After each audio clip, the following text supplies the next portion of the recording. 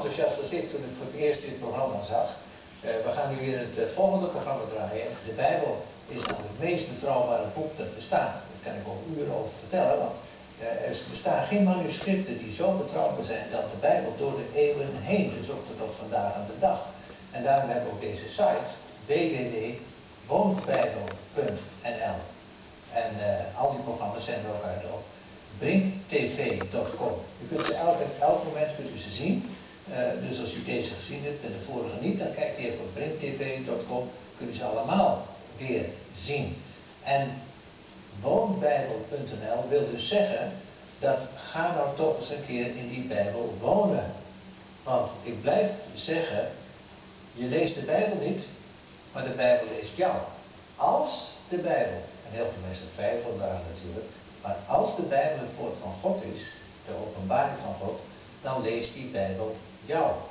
En als die Bijbel jou leest, moet je heel voorzichtig zijn. Want dan zijn er miljoenen mensen door de eeuwen heen, die hebben dat woord in hun hart laten zakken. En zijn, noemen ze dat, tot geloof gekomen. Maar hebben een geweldige kijk gekregen op het leven wat ze nu leven. En ook het eeuwige leven. Nou, wie zou dat nog willen missen?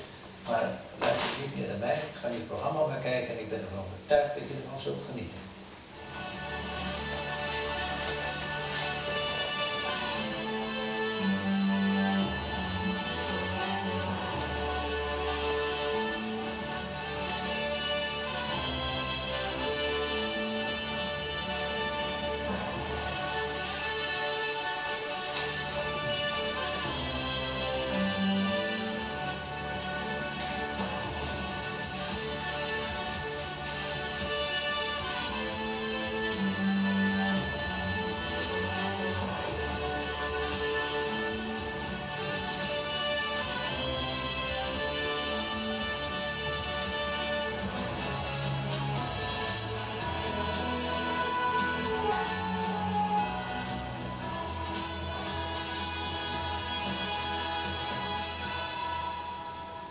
Hi, we are back, another week, another program on archaeology and the Bible. Hope you've enjoyed the series so far. We will continue our discussion with Jay Smith on how archaeology confirms the Bible. Join us on this program.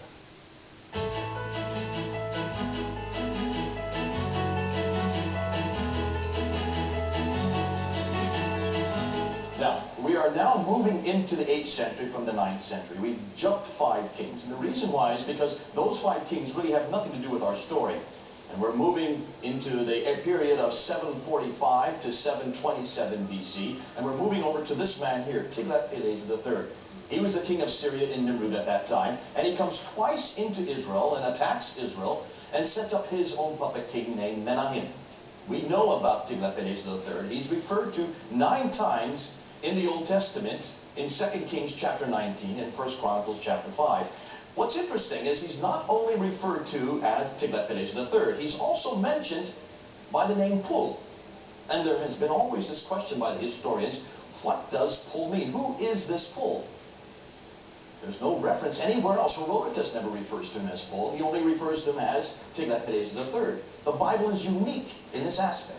You've got to come to this mural here, because as you read the cuneiform up here, it refers to him by name, Tiglath-Pileser III, but it also notes that his nickname is Pul, proving that whoever wrote 2 Kings chapter 19 and 1 Chronicles chapter 5 knew something that even Herodotus didn't even know, supporting the fact that this had to have been written around this same time period.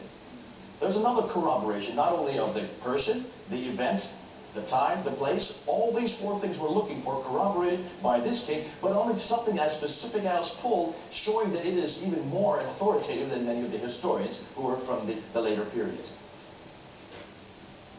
We're now jumping 2 kings, and we're coming to the latter part of the 8th century, more specifically the year 722 to 701, and we're coming to Sargon II. Sargon II is important to the biblical story. He's referred to by name in Isaiah chapter 20, verse 1. We know about him also from 2 Kings chapter 17. Now, the historians don't know about him. And of course, the historians have always doubted whether the Bible really got it right. Then in 1843, the city that he built, Kosovo, the great city that he built in Assyria, was discovered. And if you come over here, you can see what happened when they uncovered it. You can see the great mud banks and these two great big winged bulls, which are right here behind us. These winged bulls that basically welcomed people as they came into the city. Now, for our particular purpose, Sargon II is very important because it is he, pictured here on the left, who is the king that attacked the 10 northern tribes of Israel. Remember, after Solomon, the tribes of Israel split into two. You have the 10 northern tribes who became evil. They fell away from the Lord. And then you have the southern tribe of Judah. Now, you might say, hold on a minute, aren't there 12 tribes? There was. The 12th tribe, the tribe of Levi, were the priestly tribe, and they would be interspersed in all the other 11. But it's the 10 northern tribes that Sargon II attacks, and he destroys their cities, and he takes them into captivity back to Assyria, and then he brings people from Assyria to replant in those cities that he has destroyed. They intermarried with the people there, the Jews that were left behind, and from their progeny came the Samaritans. Now that's very important because we do know that according to the Quran, the holy book of Islam, it was a Samaritan, supposedly, that built the golden calf at the time of Moses. We know that Moses lived in 1400 BC. How could you have Samaritans existing in 1400 BC when they could have only been created by what Sargon II did in the 8th century, proving that the Quran has a historical anachronism, an error built into it. It is this kind of artifacts that show that not only is the Bible accurate, the Bible is historically correct, but the Quran is incorrect.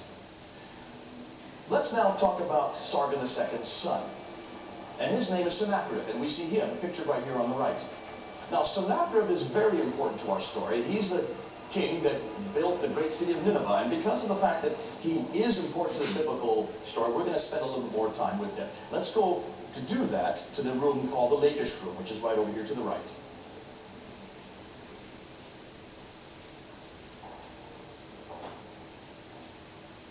Sennacherib did what his father did not do. He decided to attack the southern tribe of Judah. And he comes from Assyria, from the city of Nineveh. And he comes down. You can see where Assyria is on this map. It's in what would be today northern Iraq. He comes right across over into Phoenicia. And he attacks the fortified towns of Judah. There are only two towns left, Lachish and Jerusalem. Hezekiah, the king Hezekiah, is holed up in Jerusalem. But we don't know whether or not Hezekiah is historical. This room here has been dedicated to that battle at Lachish. And it's interesting because when they went into Nineveh and they came to this room dedicated to the Battle of Lachish, they came across the Taylor Prism. The Taylor Prism is a 8-sided prism describing the 8 different campaigns of Sennacherib, including the campaign against Lachish. You can see Lachish here. That's what it looks like today, just a mound in the desert. That's what it would have looked like back in the 8th century, an artist's depiction. But what was interesting is when they started translating the cuneiform on the Taylor Prism, they came across these references to Hezekiah by name. What's more, the reference to the battle there in Lachish parallels almost exactly what we find in 2 Kings chapter 19 and Isaiah 37. I'd like to go with you just through these parallels that we find between the Taylor Prism and the biblical account. Both the Taylor Prism and the biblical account in 2 Kings 19 mention that Hezekiah rebelled against Sennacherib. They both mention that the fortified towns of Judah did fall. Lachish also fell. They also mention that Hezekiah was shut up in Jerusalem and that he paid 30 talents of gold as an homage to Sennacherib. But curiously, they both mention that Jerusalem did not fall. And even more mysteriously, the Taylor Prism mentions that Sennacherib, after destroying Lachish, coming to Jerusalem, suddenly returns home. Why did he suddenly return home? We don't know. There's no way of finding out why he suddenly returned home, except that the Bible tells us. And it's uniquely found in the biblical text there in 2 Kings 19 and Isaiah 37. When you read the text, it says that he had returned home because there is somebody called Tahaka or Tihaka who's attacking his southern flanks. Now, historians have always wondered who this Tihaka is. Mythological? Legendary? Perhaps. Only the Bible refers to him. How are we going to solve that problem? Well, I'm not going to solve it for you right now. I'm going to leave you hanging there because in about another few minutes, we're going to go and we're going to let the British Museum solve it for us because the British Museum has actually discovered who Tihaka is. And it's right here in this museum. Hold on, we're just going to have to wait. I want to come back now to this battle, and I want to come back again to, of course, Lachish. As you look over here, and if you'll come with me, you'll see that the murals on the wall depict that battle there in Lachish. You can see how the Assyrians are attacking. As you come along over here, you will see the walls of Lachish, and you'll see the Hebrew soldiers trying to defend. They're the battering rams. Here you can see some people who are impaled on stakes. It's a horrendous view. And as you continue on around to the side, you will notice over on the right side of the wall, Sennacherib is sitting on his throne. The Israelites who have now been defeated there in Lachish come to pay homage to Sennacherib. This is how they did their history. They didn't have comic books or television or radio. They used these kind of murals to depict that story, to depict that account, corroborating exactly what we find in 2 Kings 19 and Isaiah 37. Sennacherib takes care of this mysterious king called Tirhakah, and he comes back to Jerusalem a second time. Now, to pick up that story, we need to come to this mural here, which was found in Nineveh, that records that event. It mentions that he comes back with roughly around 200,000 men to attack Jerusalem, goes to sleep that night. Next morning, wakes up, opens up the flap to his tents and looks out, and he finds 185,000 of his men laying dead on the ground. Now, that's not recorded on this mural here. Why not? For one very good reason. This mural only records that which is positive. Remember what we said at the very beginning. We mentioned that these are accounts of the conquest, but they only are accounts of the victories of those conquests. They don't talk about those things that go against them. And so, therefore, you do not have any reference here to any defeat, as we saw with Shalmaneser III. What we do know is that he comes to Jerusalem here, and then he goes home. But what's missing at the bottom of the mural is any reference to booty, any reference to kings that have been conquered, in this case Hezekiah. Although Hezekiah is mentioned by name, there's no reference that he was conquered. So what are you going to do if you're a historian?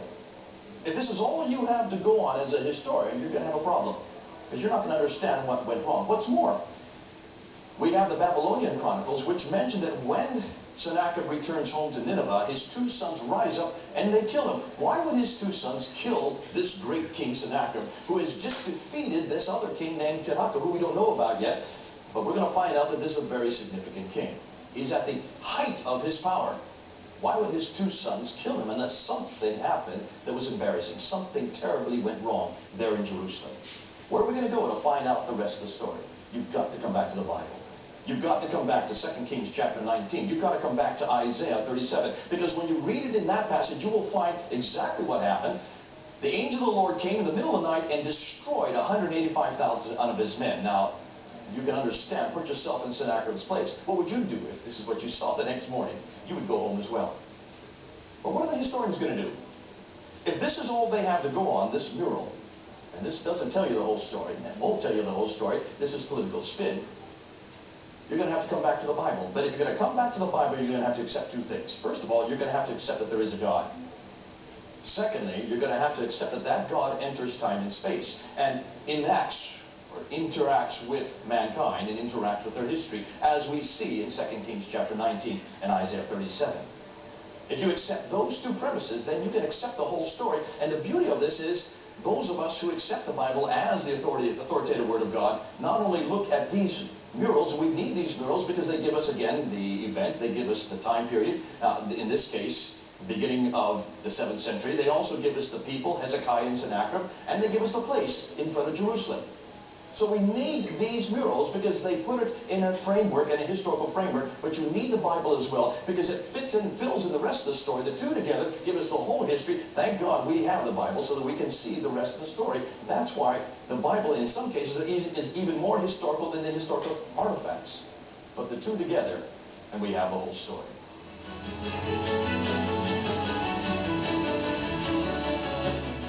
In order to understand the next artifact written in hieroglyphics, we're going to have to come to the Rosetta Stone, because it is this stone that unlocked the hieroglyphic alphabet. Hieroglyphics was lost, it was not known, people did not know what it meant. In the 1800s, this stone was found by the French, and it has basically a creed written in 3 different languages. At the top is the hieroglyphics, which we did not know. Right below it is Demotic, which is a popularized form of Egyptian, and at the bottom is the Greek.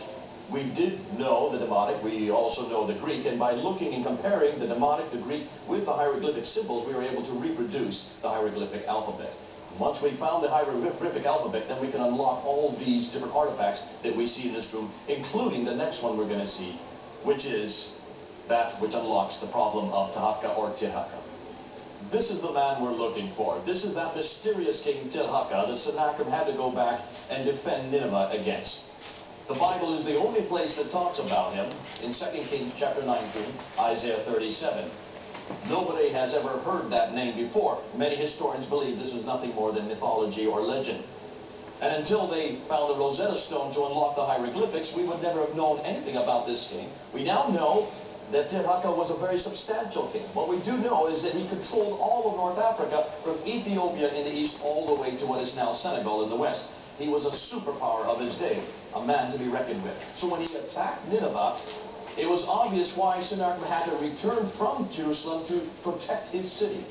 He destroyed this man, Tirhakah, and then returned it back a second time to Jerusalem.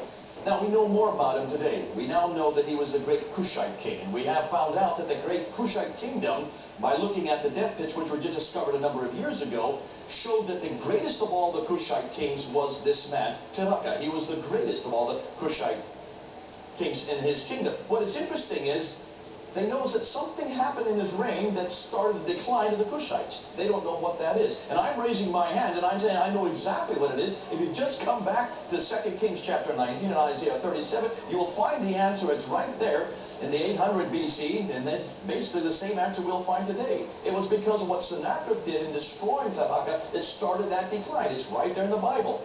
You see, you need to come back to the Bible to get the whole story. But it doesn't scare me, it doesn't at all threaten me that people are finding these artifacts. I know that they're going to continue to look for these artifacts. And the more they scratch, the more they find. The more they find, the more we shine. Oh, how sublime, no wonder they whine. Little ditty we use basically to say that we are not at all threatened by historical evidence. We are not threatened by what they're going to find. Basically, all it does is recreate and basically corroborate what we already know in the Bible. Tirhakah, was he mysterious? Was he mythological? Was he legendary? Absolutely not. He was historical. The Bible has let us know this for 2,800 years. Now the artifacts are supporting that which we've always known. People need to come on home, read the Bible, and realize the Bible is authoritative. Thank God we have the names there. Thank God we have the artifacts to support it. Put the two together and you get the whole history. This reminds me of another story, and I maybe should hastily say it. In Southampton, there was a statue that held up the bicycles a number of years ago, very similar to this statue here. The curator from this museum went down to visit his friend there in Southampton, and when he looked at the statue there and he read the hieroglyphics at the bottom of the statue, he noticed that he had the same name as this character here, Tirhakah. And he went to inform the people there in the museum that they had a statue outside holding up bicycles that was 2,800 years old. Immediately, they took that statue, put it in place, and if you were to go down to Southampton, you will see it now has pride of place. They had no idea the importance of that statue. Tirhakah has been found a second time. I want you to look at the mural here. You notice there's something particular about this. You notice it's blackened, which seems to suggest there was a fire damage. Why is that significant? When we look in the book of Nahum, Prophet Nahum says, long before this period, and in the first 3 chapters, that when the Babylonians come and destroy Nineveh, they're going to fire the city, and then they're going to open up the rivers, and they're going to flood it. Now, here you can see the physical damage. You can see the fire damage of that prophecy. We also know that the Babylonian Chronicles mention that in 615, when the Babylonians come to Nineveh and destroy Nineveh, not only do they fire the city, but they open up the gates of the coastal river and flood the palace, corroborating exactly what Nahum prophesied. Here's the physical evidence. The Babylonian Chronicles give us the documentary evidence, supporting and substantiating the prophecy of Nahum. Now that we've gone through all this material, starting with Shalmaneser III, there in the 9th century, mid-9th century, 853, 841, when Jehu becomes king and goes back and gives homage to Shalmaneser. We saw his picture right there on the black obelisk. We know now that 1 Kings chapter 22 has been corroborated by the events that we see on Shalmaneser's stela. We see the city there in Balawat that was created by Shalmaneser III as his legacy, and we can see the hinges, those copper hinges, 3 different artifacts to corroborate 2 different events from 2 different cities supporting what we see in 1 Kings chapter 22, what we see in 2 Kings chapter 9 and 10. We moved on 5 kings over to Tiglath-Pileser III. They were now into the 8th century, and we see that this nickname, Pul, that is unique to the Bible, has been corroborated by one mural that was found there in the city of Nimrud. I mean, it's exciting to see these little incidental inscriptions that are supporting what the Bible uniquely has been saying all these years. We moved to 2 other kings, on further to Sargon II, which is Sargon, the same Sargon that we see in Isaiah chapter 20, verse 1, the king who destroyed the 10 northern tribes of Israel, his son, Sennacherib. Exciting what's in that. When we look there in the British Museum to see how much Sennacherib did and the enormous power he had that destroying the tribes of Judah.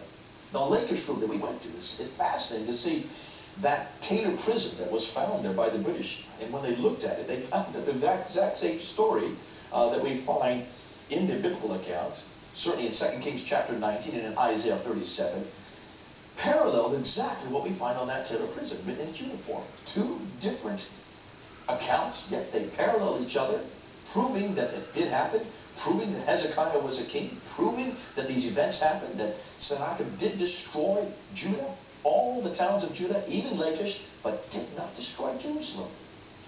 And then suddenly he had to return home. Why? We don't know. The Bible says why. Only the Bible gives us the answer. Because there's this king named Tanakh, that mysterious king.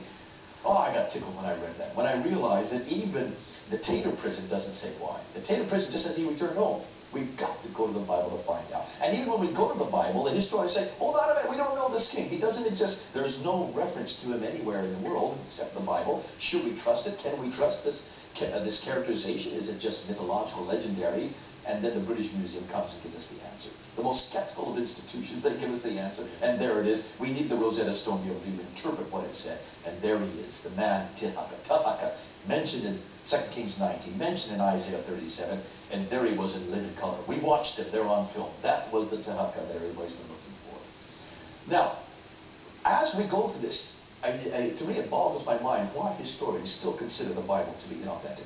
Why do the historians still believe that this is just legendary, this is just mythological? There's no way in the world that they can say these kind of things with all this evidence that has now come to light. And look and see, this evidence, all that's come to light in the last 100 years.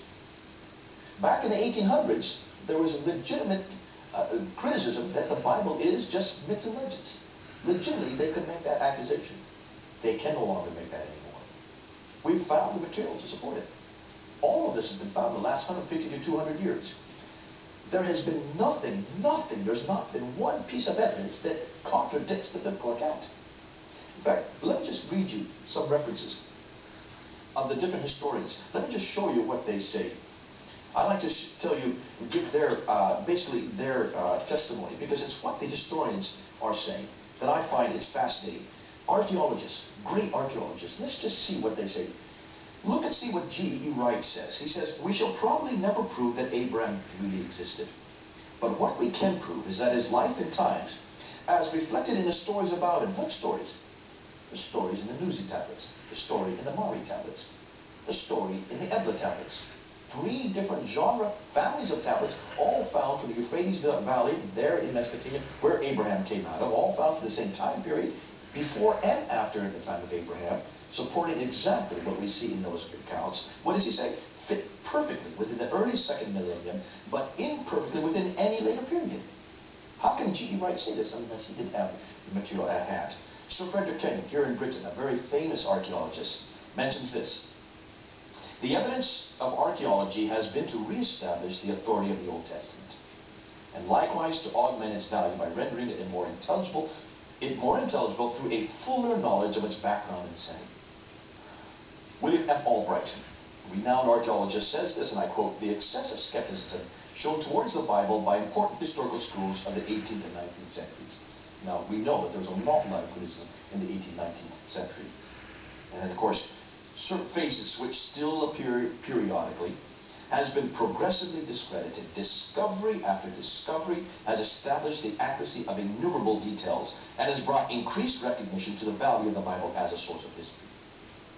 Miller Burroughs from Yale University in America, where I come from, a very famous university, it would be on par with Oxford and Cambridge in this country, says this: on the whole, archaeological work has unquestionably strengthened confidence in the reliability of the scriptural record.